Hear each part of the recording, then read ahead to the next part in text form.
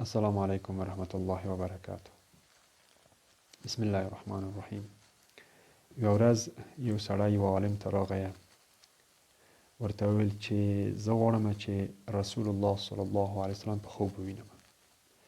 عالم چې ورته وکتل پوه شو چې دا والا اهلیت د دو نه لري چې رسول الله صلی الله علیه وسلم په خوب وویني.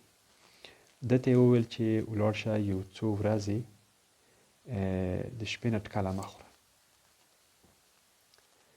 نو دا یې ولاړه لا یو درې څلور ورځې د شپې نه ټکله ونه خوړله او هره شپه به ده رقمو ټکلو رقمو غذاو خوبونه به یې لیدل. راغی درې ورځې څلور ورځې بعد راغی بیرته عالم ته ویل چې ما خو رسول الله صلی الله علیه وسلم په خوب ونه لیدلو او هره شپه ما رقم غذاوې لیدلې، رقم ټکلې مې لیدلې. ستی هغه عالم ورته وویل هر وخت چې ته داسې د رسول الله صلی الله علیه وسلم په فکر کې واوسې لکه ته چې د ټکلو په فکر کې وې، هغه وخت بیا رسول الله صلی الله علیه وسلم ته په خوب ویني.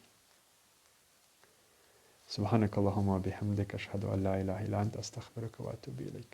السلام علیکم ورحمة الله وبرکاته.